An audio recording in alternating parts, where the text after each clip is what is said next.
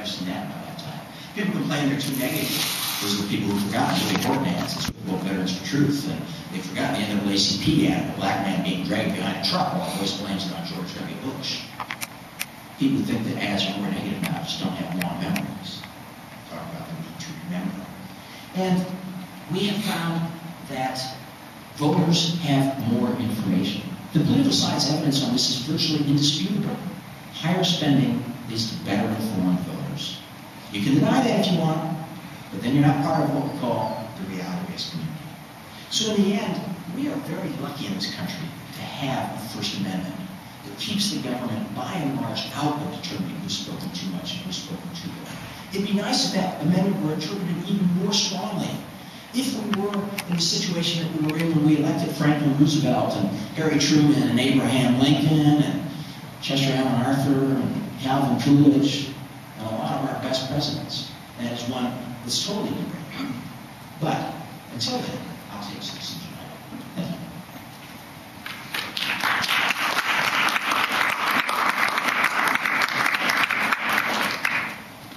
Thank you, Professor. Now we will have rebuttals and short replies. First is Greg with 4 minutes, and I will start using the xylophone.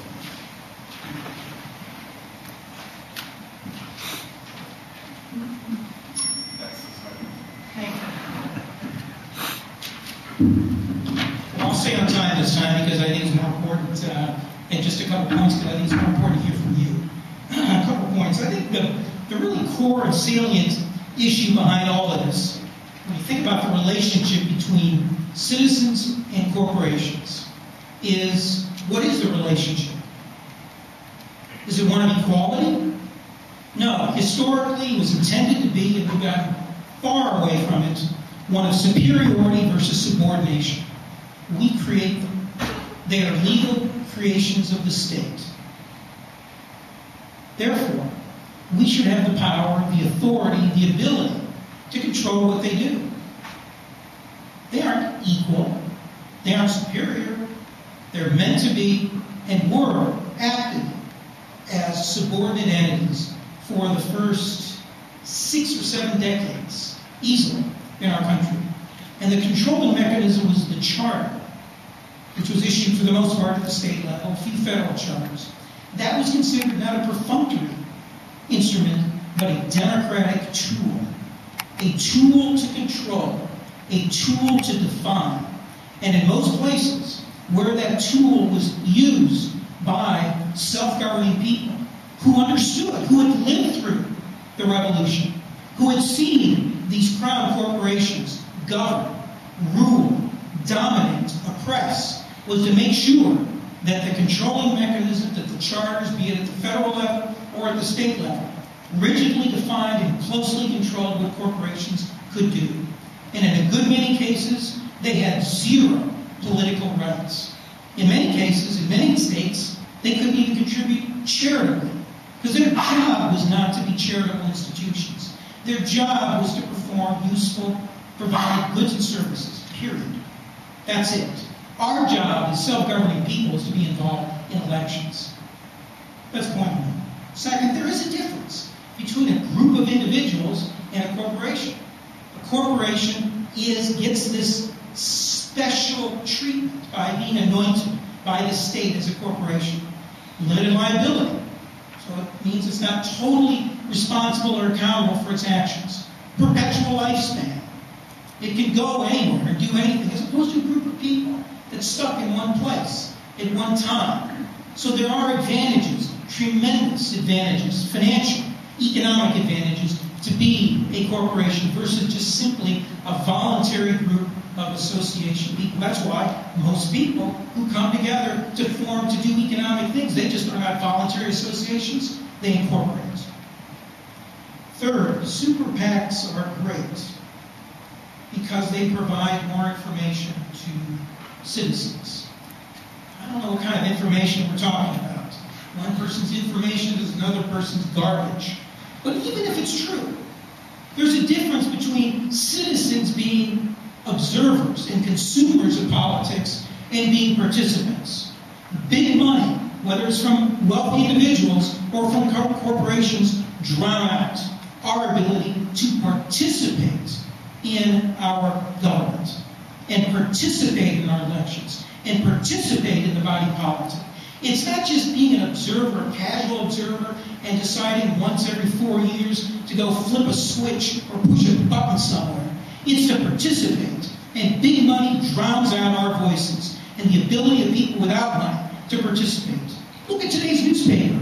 Even Barack Obama, he is going to raise approximately $1 billion for his campaign, is saying that even $1 billion isn't enough money because of the super PACs, that independent that are going to be targeted against him, negative ads that literally will drown out his voice and the voice promoting him.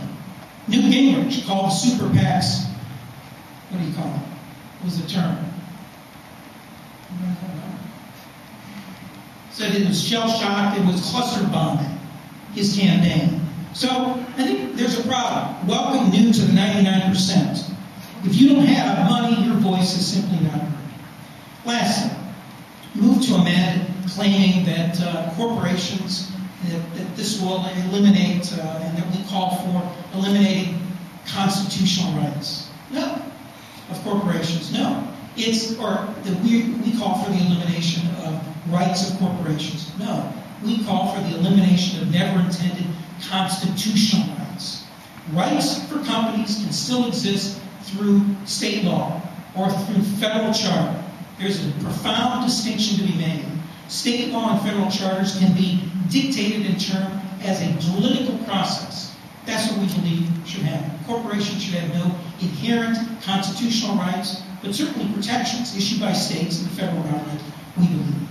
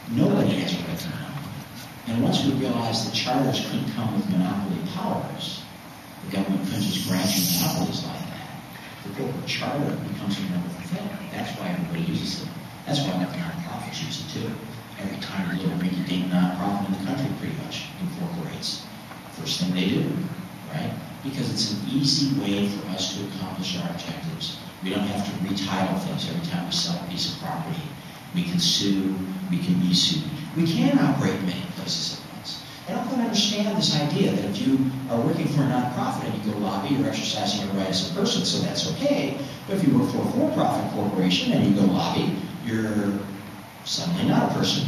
You're a corporation, which has no right. Well, no, it's still a person going there to lobby. I don't think you can make those kinds of distinctions. Again, I want to get us away from this idea of form, because I think that there are serious issues that need to be discussed. You know, the corporations, by the way, do say, oh, well, you limit liability. Well, that's not good for you in terms of political participation, right? That doesn't do any good in terms of your politics. And it doesn't really protect the corporation. I mean, the corporation will lose everything. It was bankrupt all the time. They're liable, right, for their business activity. And it makes it possible for people to engage in business activity without risking their home every time you try to do a job. Risk your home and your family and everything else, right? It's a wonderful thing. Most of you would want to work for a business that wasn't incorporated, right? And if you had your own business, you wouldn't want to operate without being incorporated, which is why more and more businesses are incorporated. I've actually expanded it so that you can form a corporation this afternoon, and you can do it while we're talking. And that's another point. The state doesn't create corporations. Go down to Columbus, go to the Secretary of State's office. Say, where do they create corporations around here? They're going to look at you like you're an idiot, right? They don't create corporations any more than they create cars simply because you register your car with the state. The registration of corporations is a way to facilitate the activities that we as people want to do, and it has made us prosperous and beneficial. It's helped us form nonprofits, it's helped us form colleges, it's helped us form hospitals, it's helped us form for-profit businesses that are brought great prosperity to the United States. Now, we go on and think about, limited lifespan. Well, if you're a rich person, you can leave your money on to others, and those people will have money. I mean, what corporations is just a shifting body of people. They come and they go. What's wrong with that in our life? We have friends. We have different things we want to do at different times, right? And we want to get together with different people. I don't like this idea that the key thing is that the state ought to be able to control us as soon as we get together with other folks. I kind of think that's a really bad idea. I think that if we get together with other people, we don't give up those rights. The state doesn't have a right to control us. Whether we're incorporated or not is just a question of form, a question of making it easy for us to engage in our activities. And that's not something that's a privilege from the state. That's something that, if anything, the state has an obligation to do if it's a well-run state. It has an obligation to make life easy for its citizens. So it's kind of like saying, well, we shouldn't have an army. There's lots of reasons why maybe one could argue we shouldn't have an army. But one such reason would not be that Americans at the time of the Revolution didn't like Hessians, right? Because that's a whole different ballgame. A lot of water under the bridge since then. The question about drowning out. Who's drowning out? Who is drowning out? Take all that money out of the system. And what do you got? Think you have a lot of influence? You don't. Fewer people have influence. Fortunately, there are people like me. I'm a professor. I get to write articles, briefs, important cases, and stuff like that. Less likely to be people like you, right? More money is good. More participation is good. When Sheldon Adelson kept Newt Gingrich's campaign afloat, did all those Newt Gingrich voters in Florida and these other states, and they go, damn, being drowned out. No, they weren't drowned out. Sheldon Adelson kept them in the game. He made it possible for them to participate, and he made it possible for others to hear their message, for a few more states at least. Why is that such a bad thing? You're not going to get rid of influence. You're just going to narrow down who has that influence. You're going to narrow it down to a smaller group of people, the people who own newspapers, the people who have other ways of exercising influence. Right? So it's just a mistake to think that people are drowned out. Repeatedly, what we see, in fact, is that the more unpopular your idea is, the more you need big donors. Why? Because by definition, your idea is unpopular. You're not going to have lots of people give you little bits of money. So if you're the outsider looking in, if you're the guy who wants to challenge the dominant powers of the day, you don't want a system that limits how much people can give you. You want a lot. So don't think this drown out works. Give me an example of people really drown out. It's just not there. And bear in mind then the issues we need to look at are not the form by which people spend money. The serious question is what money does to our politics and who should have influence. And the serious question we need to think about there is whether it's better to give the government the power to regulate that, or whether the founders were wiser when they said, we don't want to give the government the power to regulate that.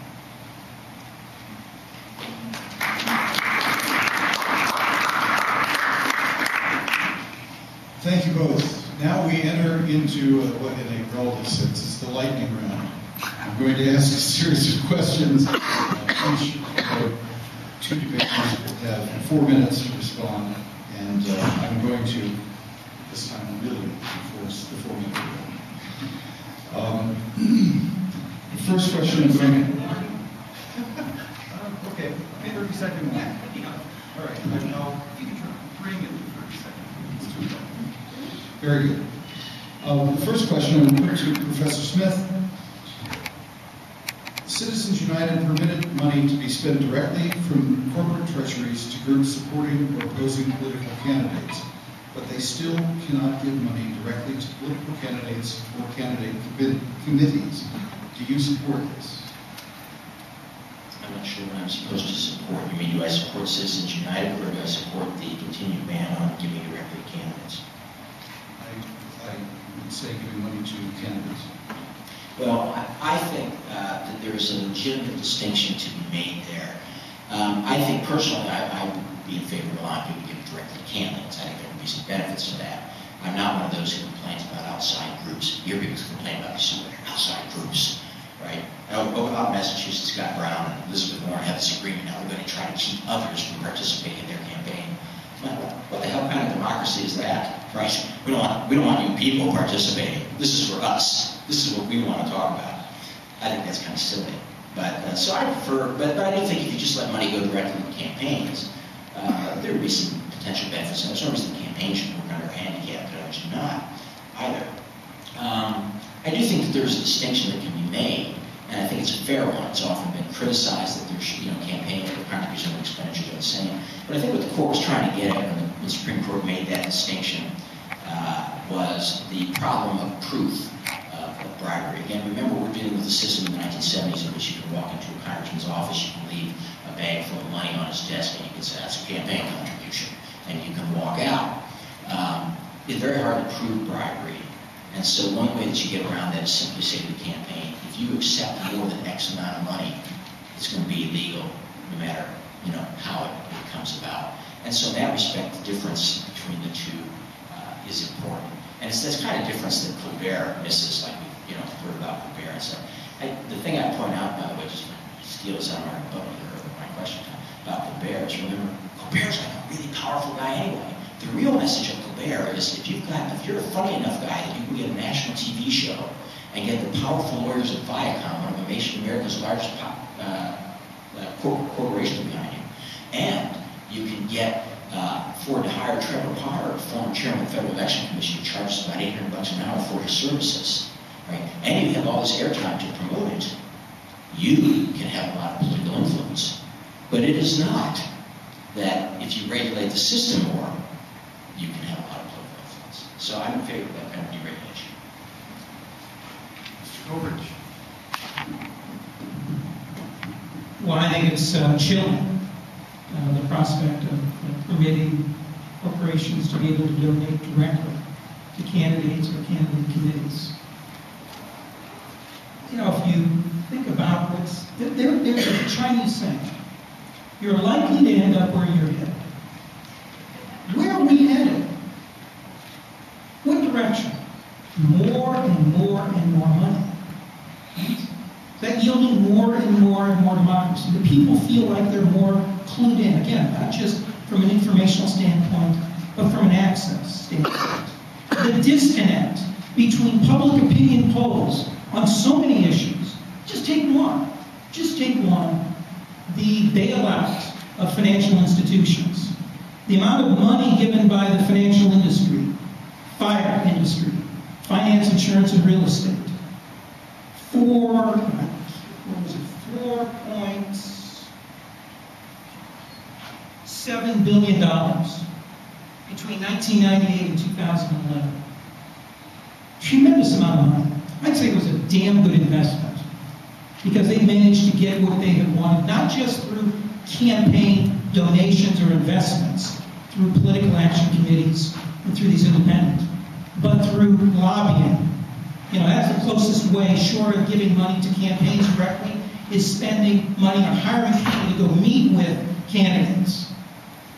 Are you saying that there is no appreciable impact when a banker, lobbyist goes in and meets with a candidate or an office holder over and over and over again, which is what all that money permits, versus those of us who can't afford to hire lobbyists, who can't afford to send people to Washington, who don't have people who can go in and take people out to dinner? You're saying that has no impact, no political impact? If it has no political impact, then if you are an investor in any of those companies, you should demand somebody's head, because that is a complete waste of money.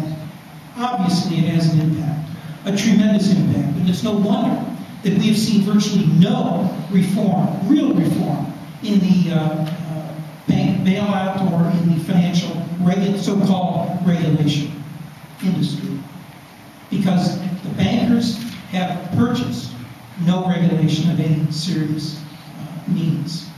It's a damn good investment. More money going directly to office holders, I think, would only worsen what is already a dangerous situation.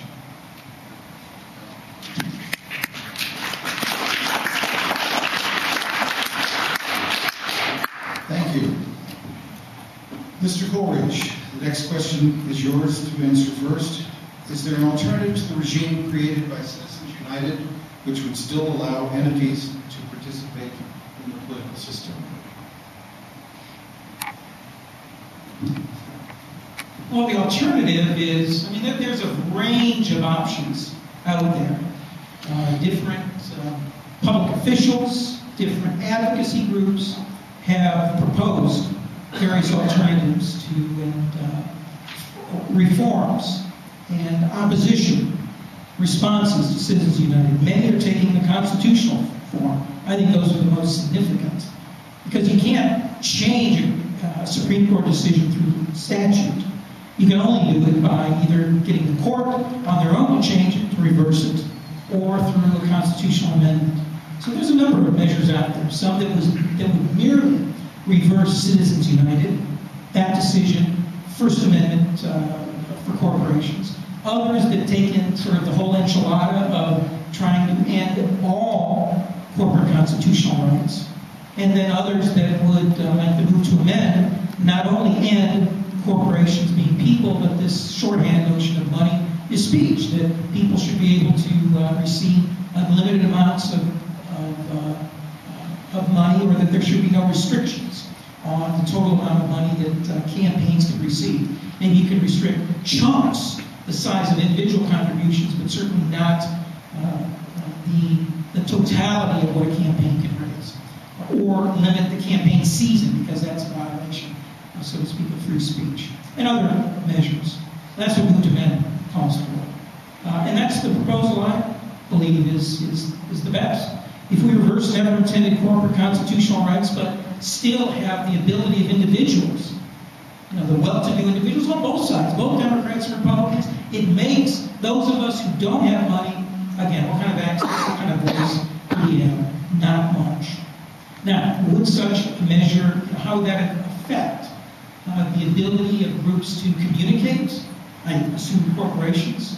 Well, they still could if state laws permitted. If state laws said, well, we find a compelling reason for you as a corporation, be it profit or non-profit. But that would be a function.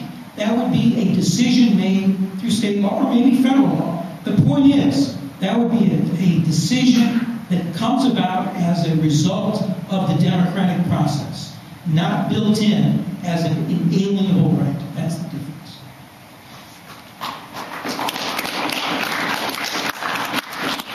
Thank you, Professor Smith. I think we're at a sort of deciding point here. We can go in the direction of more regulation. We can go in the direction of less regulation. Now, essentially, for most of the last 100 years, and really, to be really precise about where it's starting to have bite, about the last 40 years, we've been going regularly in the direction of more regulation. Again, because of a couple of court decisions in the last 5 years, we've deregulated somewhat from where we were in, say, 2005 or 2006, or 2008. But we are still, in many ways, more heavily regulated than at any time in American history prior to 2002. And we are certainly more heavily regulated in virtually every way than at any time prior to 1974. I think that they say the definition of insanity is when you just keep trying the same thing over and over again. You just keep beating your head against the same thing. Let's regulate more, let's regulate more. And over again, we see bad consequences of this effort to regulate. People think that campaigns are more negative, or they're growing more negative in the era of regulation. People complain about, Jack Abramoff and stuff like that. Hey, Jack Abramoff is McCain-Feingold, baby. I mean, that's when Jack Abramoff and Duke Cunningham, Bob Ney, William Jefferson, I call it cash in his fridge. That's when they were all down. I'm glad we brought up the lobbying issue a minute ago, of course, because you shouldn't confuse lobbying with campaign finance. They are different issues. This is a common tactic, is to just kind of take everything people don't like about politics and blame it on that everybody's going on. It's like, oh, these campaigns are negative, we're not learning enough. Well, what did we have on McCain-Feingold? Those were really great campaigns. That campaign in 2006, boy, that was really an issue-oriented campaign. 2004, good McCain-Feingold campaign. So I think we have to decide where we're going to go. I think we should be moving in the direction of deregulation. We operate this country for most of our history of deregulation. We have a pretty good record. And I think that we can move in that direction. If we look at what's really happened in the 2 years since Citizens United, and none of the horrible predictions have come true. We've had more competitive races. There's nothing, I don't think anything's gotten worse. I mean, there's some log jams in Congress, but it's because we have different philosophies and different parties controlled in different houses, right? You really want to sit around and stake your claim for more regulation on the idea that the election of 2010 and 2012 are worse than script book merits for truth, or the election of 2006 and 2008? Is that really it? And do you want to give up your constitutional rights before that? Because we keep saying, well, they might be protected by state law. Well, sure, well, we might as well just do it with all constitutional rights. Everything could be protected by state law. We don't need no freedom of religion clause. It can be protected by state law. We don't need no stinking equal protection clause. It can be protected by state law. We don't need any of this stuff, right? The whole point of the Constitution is to say that some things are beyond the reach of the state. And one of those ought to be our ability to speak about politics and to speak about the candidates that we want to talk about. And if we look seriously at the record, if we get outside of rhetoric and so on, we see that free speech has actually worked extremely well, and that our biggest problems have tended to come when we try to regulate that. And that's primarily because regulation inevitably is going to be done by the same congressman that you don't trust, and they're going to try to use it to their personal and partisan advantage, and that is a big problem. So that's the challenge we face, and I hope that we will continue to move a bit in the direction of deregulation.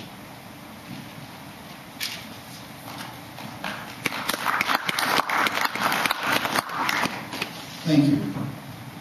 Professor Smith, it's been said that if corporations were flesh and blood human beings, with their fixation on exacting maximum profit, they would be banned, shunned, institutionalized, or prosecuted as sociopaths. Do you believe the sociopathic nature of corporations is a matter of concern to the health of our political discourse? If so, why? If not, why not? Well, I disagree with the premise of the question. Corporations aren't sociopaths. They're run by people. Corporations spend about 10 times as much lobbying as they spend on all other political activity. And they spend about 10 times as much money on charitable contributions as they do on lobbying. So corporations are spending many times as much money on charitable contribution as they spend on all lobbying and political activity together. And that's your sociopathic organization that we must bring to heel. Right? I disagree with that condition. Nor do I accept the idea that most of us are not motivated by gain. Most of us are motivated by gain. Most of us are trying to get raises at work. We're trying to start businesses that will make money. Some less, some more. There are many people who have turned down more lucrative careers than the ones they have because they like doing what they do. But throughout, we're motivated by gain. And it's that motivation for gain that brings us together in a corporation. Again, a corporation is not some entity that exists apart from you and me. It is you and me. It's you and me, at least when we get together and invest together to start a business. Well, what do you think a corporation is? Like I said, you think it's a bunch of cows? How does a corporation speak? How does it have this sociopathic personality if it's not made up of people? That's the only thing that can give a corporation personality. So people come together for gain. And I don't think that's a bad thing. People can behave badly when they come together for gain. Sometimes they do. And people can behave well when they come together for gain. And many of them have improved their lives enormously by doing that. Think of all the products that you've used today that were made by corporations and that you're glad were made by these corporations. Think of all the facilities you're using, maybe here at this university, that have been paid for or endowed in part by corporations. And what are those corporations again? They're groups of people that came together to pursue something of mutual interest. And the state doesn't really have a business, I think, in trying to deprive them of their constitutional rights because of the form in which they've organized themselves to pursue happiness, something protected, or at least declared to be protected in our Declaration of Independence. Well, there are many kinds of corporations, as we have, each of us have seen. They're for-profit and not-for-profit. They're big and they're small. Some are more responsible than others. I think why you need laws, why you need defining laws, why you need a clear understanding of the relationship, one of control and one of subordination, is precisely because the privileges that have inherently been bestowed on corporations, in some cases, are abused. And to give those entities these inalienable inherent rights without the ability to control them, to define them, to keep them in check, means then that those entities will take their, in some cases, their massive economic, particularly talking about transnational corporations, their massive powers. In case you haven't checked, 53 of the largest 100 economies on planet Earth are corporations, not nation states. So if there's no ability to control, not just to regulate, I don't believe in regulating. Again, the relationship should be one of definition, should be one of ultimate control, not of regulating these entities. Then you have to have some ability to deal with those entities that have abused their privileges. And how do you do that? Well, you do that, again, through the charter process, by making sure that you don't have these entities that have inherent, inalienable constitutional rights. Are there some corporations that act as sociopaths? Absolutely, no question. And part of it is due to the very nature of the structure of the form. If you are chartered, if you are in existence, as many companies are, particularly if they are publicly traded corporations, they have a fiduciary responsibility to make money. In some cases, to make the most money possible. And if you don't do that, then your competition is, if your competition is moving south of the border, if your competition is dumping toxic waste in a river and you're not doing it, then you are not adhering to your fiduciary responsibility. And you as a CEO, despite the fact you may be a Boy Scout leader, you may go to church every week, forget it. Your personal issues are aside, your personal views are irrelevant. Because the drive, the basic mission, the basic goal, the basic culture of the corporation says if you don't dump toxic waste, if you don't externalize costs, because these are externalizing cost machines. You privatize the gain, you externalize the pain. That's how they work, particularly if they're large for-profit. So if that's the culture, if that's the given, if that's how at least the large for-profit work, you've got to control it. And therefore, regulating doesn't work. You have to abolish never intended rights and return the relationship to how it was meant to be subordinate, to take orders from self-governing people. Friends, that's us.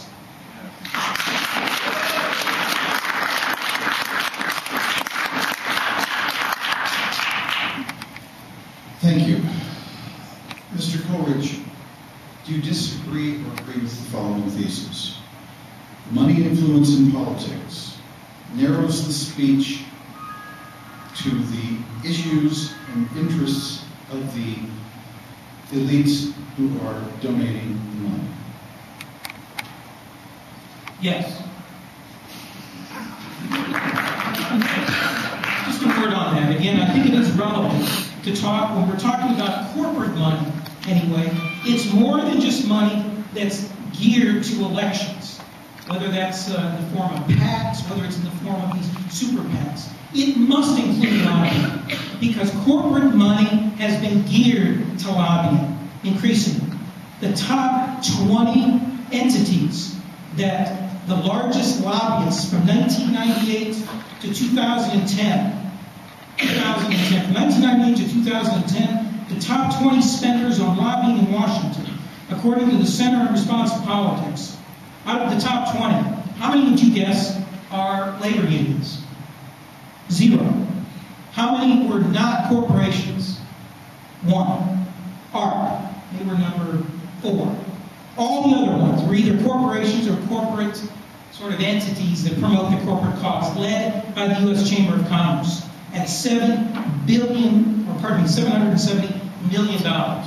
This is voice.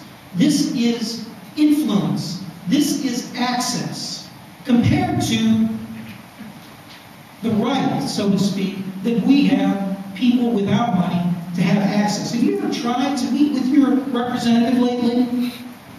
Try to set up a personal meeting with your candidate. I mean, it's hard to meet with your city council candidate. Never mind your representative. Never mind your senator. Part of it is because money talks. Part of it also because they don't have time to sit and talk about real issues. You know why? Because they have to go out hustling for cash. They have to go out hat in hand, and to be a legitimate, credible candidate anymore is not about your issues, what you believe, it's your ability to raise cash. If you are not able to raise cash, you're not viable. Thank you, Professor Smith.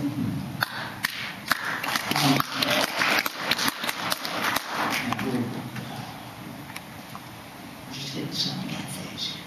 Look, I have to go back. It is simply wrong, what Mr. Coleridge said earlier, that a corporation, to obey its fiduciary duties to its shareholders, has to break the law. That's just wrong. That would be a violation of their fiduciary duties, and moreover, would possibly be grounds for them to go to jail. This is just wrong. This is not something that's open for debate. This is not, it's a nice line, but it's not something that we're talking about in serious debate. Let's get that straight. And let's work from there into some of these other things. Lobbying, again, is not campaign finance. Let's not mistake the two. Me talking about a candidate is not me lobbying an office holder. Me talking to you or a group like Planned Parenthood or Right to Life or Handgun Control Inc. or the NRA talking to you is not that group lobbying a member of Congress. Those are different things. And you shouldn't let your, try to diffuse you and say, oh, yeah, you hate the lobbying, don't you? So limit people's speech about candidates. Give up your rights to speak about candidates. All right? Let's keep those straight. Let's note, by the way, if you want to talk about campaign giving, you'll find that 7 of the top 10 donors are unions. Okay. So we want to talk about campaigns. The subject of the debate tonight. Suddenly the worm turns. And it looks a little bit different. You can say amen anytime you want to do that. We get, right? They talk about hustling for cash. Well, why are they hustling for cash? It's because nobody can make any money. Right? Imagine if you were trying to start a business and nobody could give you more than $2,000. You'd spend all your time trying to raise the money to start the business. Now, what do the super PACs do that are so criticized?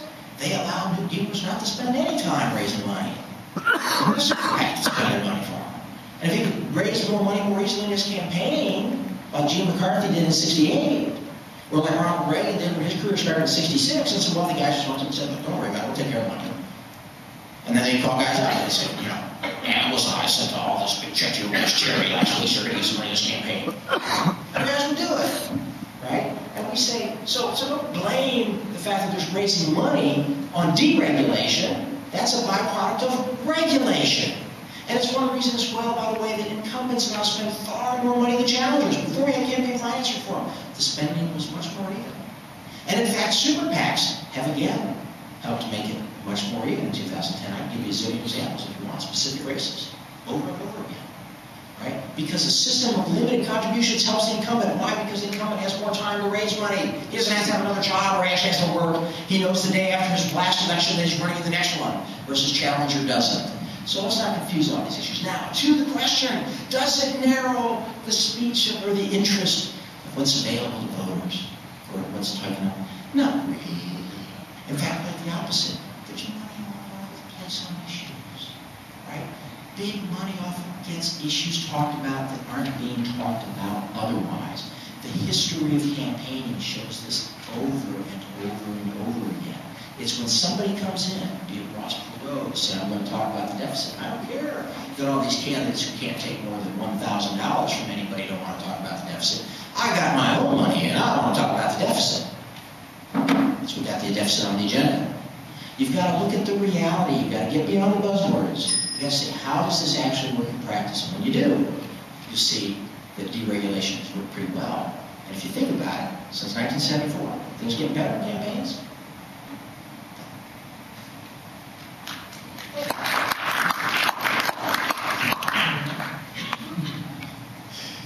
Professor Smith, my hunting buddy, Antonin Scalia, is on the line.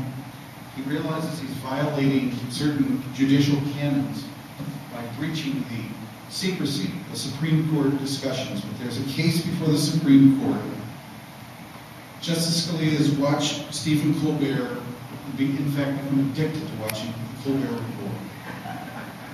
And he wants to know if you're satisfied with the current system of supposedly disconnected super PACs, which cannot be directed by the candidates that they implicitly support.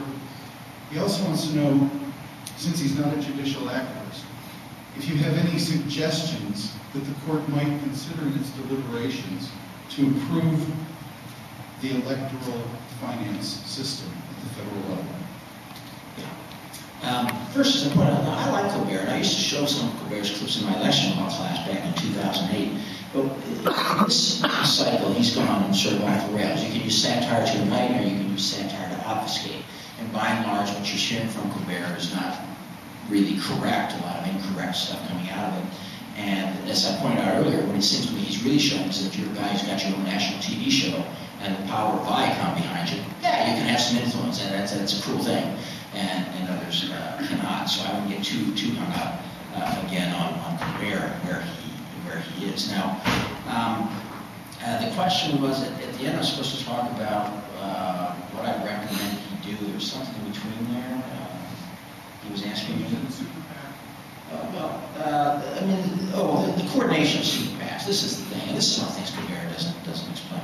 The coordination rules exist simply because you're limited how much you can give to a candidate. So if you can give more to a candidate, the coordination rules won't be an issue at all. You can waive them. The idea is, well, we don't want you getting around the contribution limits by working in coordination, just claiming you're not spending it. Note that all of this goes back to this sort of idea of quid pro quo bribery. The point of a super PAC and saying it's coordinated isn't to say it has nothing in common with the candidate. First, of course, it's going to be run by people who support the candidate. It's not like a bunch of enemies of the candidate are going to set up a super PAC to support him. Of course, it's going to be run by people who have a long history. Of course, it's going to be run by people who know how to do this. There aren't many people who do. Now, it's not hard to figure out how to run a campaign. The easy part of running a super PAC is strategy and tactics. Let's see, the next elections are Super Tuesday. I can look in the New York Times and see what states those are. This is not hard, right? It's not hard to do that. It's not hard to say, well, I think taxes would be a good issue. Okay? That's easy. The hard part is knowing how to do it effectively. Okay? So, of course, the super PACs are going to hit themes that the candidates like and that the candidates find effective. They can hear what the candidates say, just like you and I can. We don't go around and make our comments voting for people we don't like and make comments totally disconnected from what the candidates we support are saying. And the super PACs operate the same way.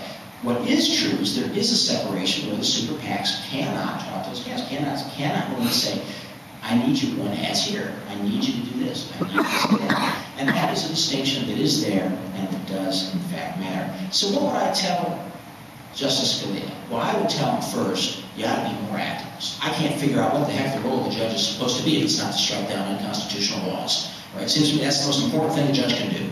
And I would tell him, therefore, what you have to do, Your Honor, is you really need to take a close look at these laws, and you need to take a close look at what the First Amendment says, and you need to take a close look at how the First Amendment was interpreted for most of this country's history, right?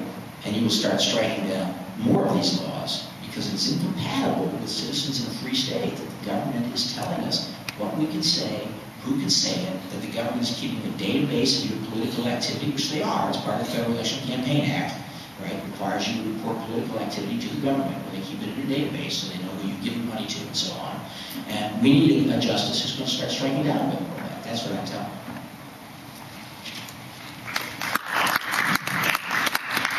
Mr. Coleridge, you have a response? Well, before I get to it, I just want to make the point that I'm not so much in the previous question.